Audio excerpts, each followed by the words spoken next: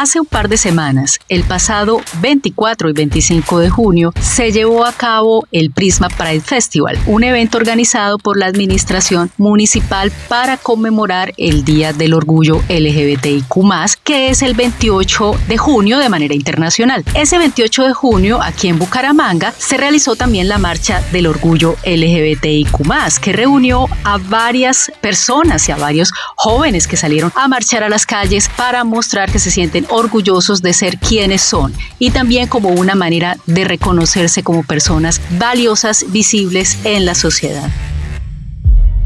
Sin embargo, en Bucaramanga, la discriminación y la violencia contra la población LGBTIQ+ es un problema preocupante. En el mes del orgullo se han reportado altos índices de violencia en Bucaramanga contra la población LGBTIQ+.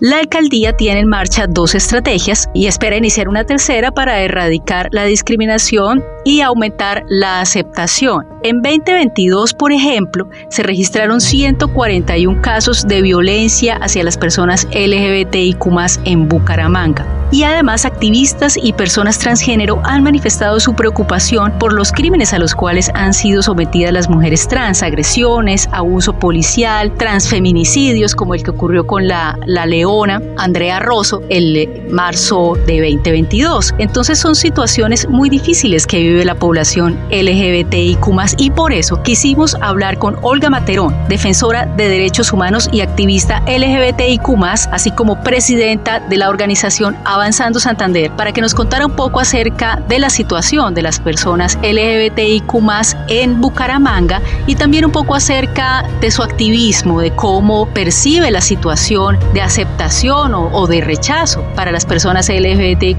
haciendo un poco también de reflexión y de autocrítica sobre los activismos en la ciudad.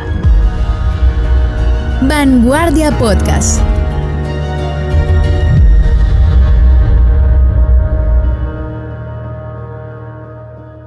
De mujeres que inspiran. De mujeres valientes. De mujeres berracas. De mujeres que luchan. De mujeres que sueñan. De mujeres que crean, que sueñan, que luchan. De mujeres. Un podcast de Vanguardia.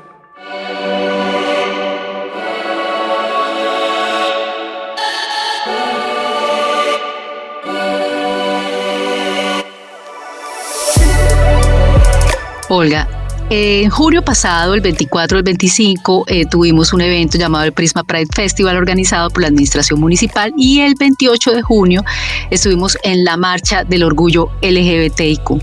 Cuéntanos un poco cómo viste la marcha, cómo viste este evento del Prisma, y que la idea pues era conmemorar un poco como esta y este reconocimiento de derechos de las personas LGBTIQ+.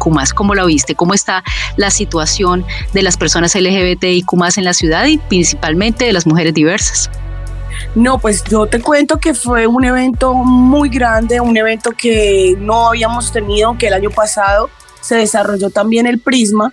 No fue a esta magnitud, donde más emprendimientos y empresarios de la población LGBTIQ y sus familias pues se vieron beneficiados y beneficiadas, donde pudimos ver digamos que una parrilla cultural mucho más amplia, más nutrida, donde hubo muchísimo, digamos que apoyo y espacio para que también las organizaciones LGBTIQ pudieran pues contarle a la gente qué asesorías pueden dar, si alguien necesita un apoyo psicológico, si eres víctima de violencia, cómo debes hacer. O sea, muchas cosas se pudieron ver y la verdad es que fue un espacio donde muchísima gente asistió. Entonces, muy satisfactorio porque históricamente esto no había pasado y creo que también es muy importante que la gente pues nos vea, ¿no? Que la gente nos escuche, que la gente se acerque y que eso también se dé en espacios de la ciudad donde la gente cotidianamente pues tiene que transitar, porque pues estamos también un poco cansados y cansadas de estar de pronto haciendo actividades encerrados.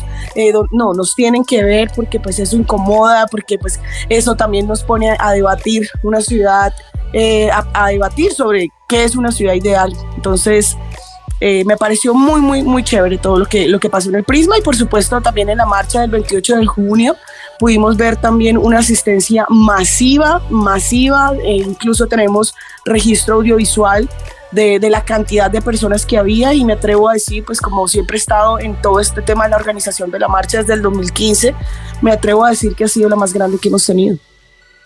Olga, durante la transmisión que Vanguardia hizo de la marcha, recibimos muchos comentarios de las personas que decían, bueno, pero ¿por qué? ¿De qué están orgullosos? ¿De qué se sienten orgullosos? ¿Solo colapsan la ciudad? Cuéntanos un poco acerca de cómo percibes la situación de la aceptación o respeto hacia las personas LGBTIQ+ en la ciudad. ¿Hemos avanzado? ¿Hemos retrocedido? ¿Cómo interpretas estos comentarios? Pues yo creo que hemos avanzado en cuanto a hacer, digamos que actividades y acciones que nos visibilicen, pero pues estamos en las mismas con respecto a lo que las personas perciben o a los comentarios que pues tú comentas. Por ejemplo, el hecho de que la gente nos cuestione que porque hablamos de un orgullo, eso se debe a un desconocimiento profundo de nuestra lucha.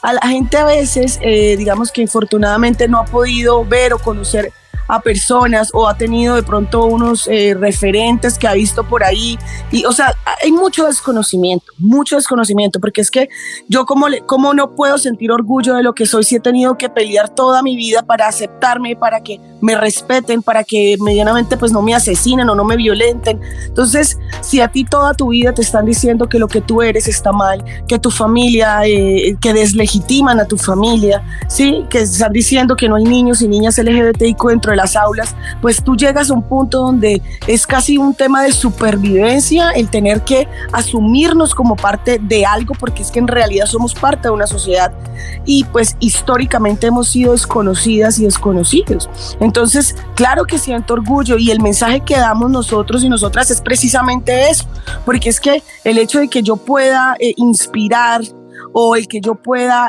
dar un ejemplo, o que yo pueda decirle a un niño que tiene miedo, que está siendo golpeado, a una mujer trans que está siendo acechada, perseguida, que sí puede sentirse orgullo, que no debe sentir ni vergüenza, ni miedo de ser lo que es, de tener la familia que es, de sentir como siente, pues eso también te da fuerza para continuar, porque no es fácil vivir en un país en donde todos los días tienes que estar buscando la forma de sobrevivir, porque si bien no toda la población LGBTIQ pues está en una situación crítica, pero sí hay una buena cantidad de personas que están viviendo momentos muy duros de violencias y diarias. Entonces el orgullo sí lo sentimos y nos ha costado.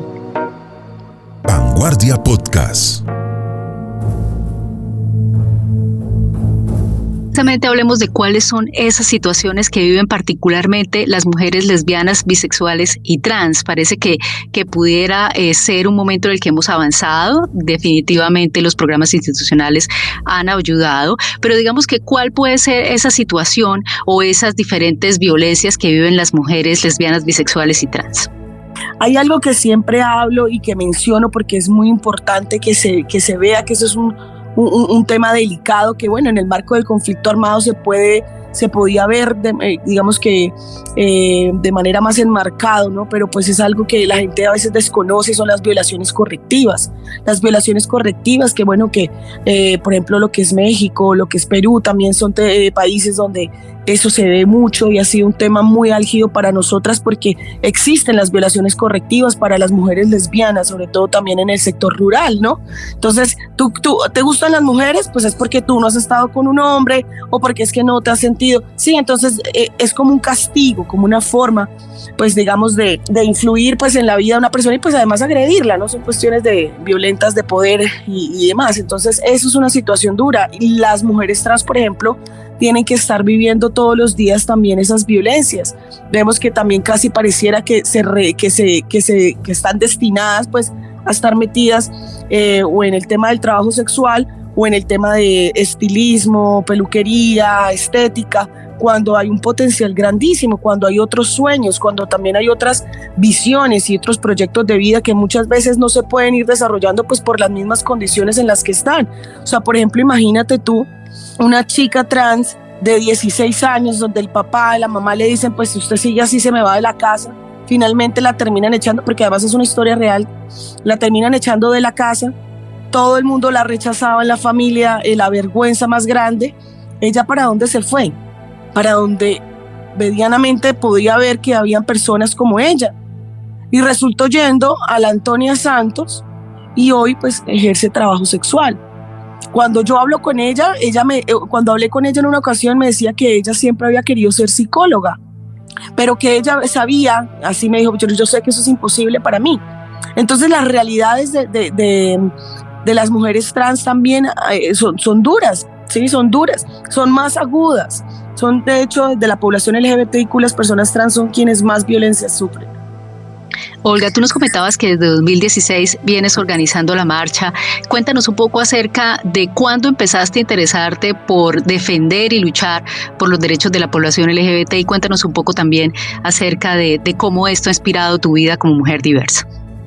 No, mira, esto fue desde el 2015, pero yo desde antes había sentido como que algo, no sé si de pronto esa sensación de que se te olvida una palabra, que uno dice tengo la palabra en la punta de la lengua y no sé, esa sensación siempre la sentí, pero era más que todo como si algo me faltara.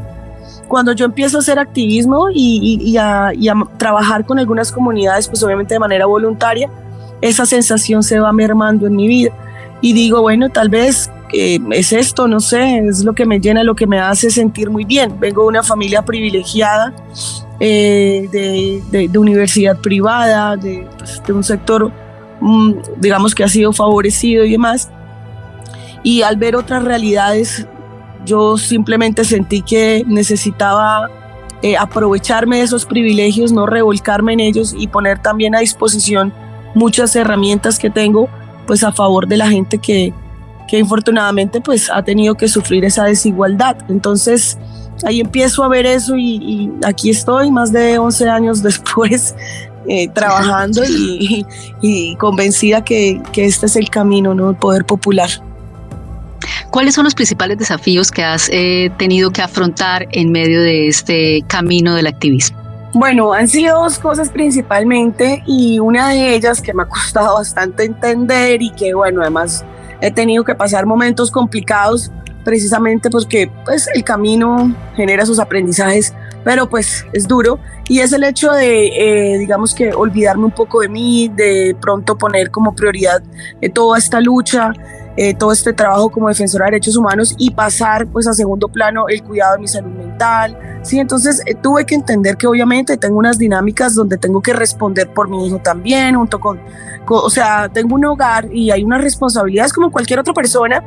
Entonces digamos que poder empezar a decir, uy no, esperen compañeros y compañeras, no puedo ir al barrio a hacer esta actividad, tengo que ir a hacer esta diligencia, o sea, ese tipo de situaciones a veces se me salían de las manos y me entregaba tanto, como igual sigo muy entregada a todo esto, pero siempre eso me generaba, no sé, mucho estrés y bueno.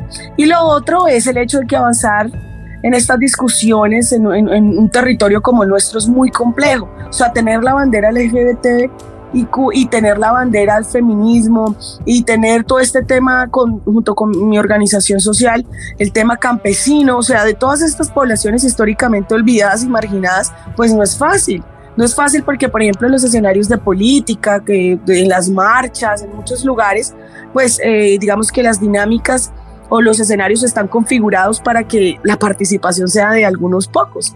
Entonces ha sido una lucha muy, muy dura, pero creo que cada vez estamos fortaleciendo más nuestras organizaciones y eso permite blindar un poco más a la población LGBTIQ y también inspirar a los jóvenes para que empiecen a hacer activismo porque pues se necesitan muchas manos, ideas también. Eso te iba a preguntar, ¿cómo es el día a día, un día a día tuyo con una familia diversa, con ser también una mujer diversa? ¿Cómo es ese día a día en Bucaramanga? Porque uno puede pensar, bueno, uno sale a la marcha, sale con mucha gente, sale todos los jóvenes, pero ¿cómo es ese día a día? No, pues hay una planeación de mucho tiempo donde empezamos a reunirnos, donde es una preocupación constante, porque no creas, también hay activismos irresponsables, hay activismos oportunistas, hay activismos que digamos que dañan los procesos, revientan. Entonces, no solamente tenemos que lidiar con una sociedad pues con todas las características que ya conocemos, sino también en todos los espacios de luchas y demás también nos encontramos con esos desafíos. Entonces, es muy complejo. En mi caso, pues yo he podido tener unas muy buenas relaciones con todos los activismos en el territorio, a pesar de las diferencias cuando llegan las marchas o llegan algunas acciones en calle o cosas así.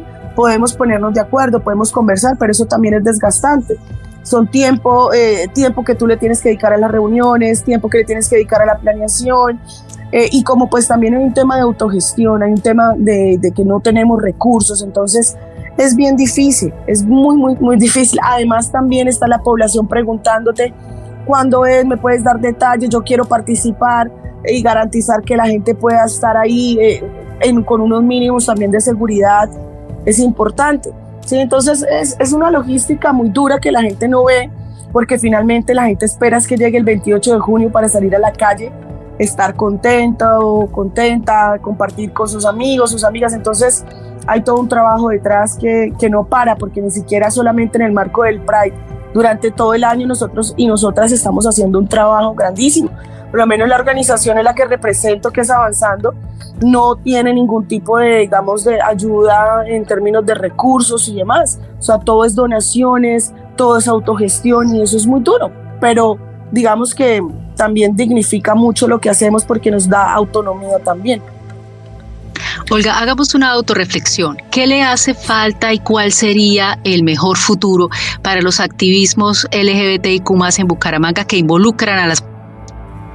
Memoria histórica, hay que hacer un ejercicio de memoria histórica, Paola, porque se nos olvida cómo empezó todo, se nos olvida quiénes han hecho los aportes y no podemos desconocer esa historia ni cómo nos ha tocado, porque eso finalmente hace parte de la esencia de todo, ¿no? Entonces, el tema de la memoria histórica es fundamental para mí, y lo otro es el tema de aprender también a pulir los liderazgos, ¿no? Mirar cómo estamos haciendo ese liderazgo, porque yo no me puedo parar y decir que soy activista LGBTIQ porque tengo 15,000 seguidores en redes sociales, o porque yo comparto 3 noticias y públicamente me he manifestado como una persona que se indigna, que también le duelen esas injusticias y lo que sea. O yo no puedo venir a decir que soy activista o líder o lideresa social y que la gente me reconoce como tal si no respondo a ningún proceso. O sea, ¿dónde está tu organización? ¿Cuál es tu base? Sí, entonces eso no me mando sola, ¿me entiendes? Nosotros y nosotras siempre hablamos de mandar obedeciendo, sí, en el buen sentido, ¿no? O sea, doy una orientación como presidenta de mi organización, pero eso no quiere decir que todo el mundo la vaya a hacer porque yo lo dije. Se dan las discusiones, entonces eso nos hace responsables porque al final eso es un liderazgo, una representación de una base, no para mí sola, para mi propio beneficio, como tristemente se ve mucho. Olga, finalmente, ¿qué ha sido lo más inspirador dentro de toda tu carrera? Yo un poco conectándolo con la pregunta anterior, ¿cómo te sueñas a una Bucaramanga incluyente? Yo quiero y sueño con unas representaciones en los espacios de toma de decisiones. Sueño con una casa grande que funcione como un hogar de paso, como un refugio para las personas LGBTIQ víctimas de violencias. Yo espero y quiero que hayan más organizaciones LGBTIQ y que logremos tener en los espacios nuestra presencia y nuestra voz. Eso quiero yo, Paola. Lo quiero con todo mi corazón.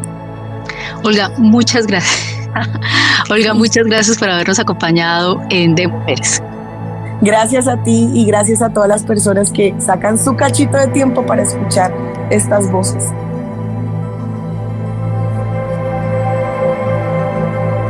Vanguardia Podcast.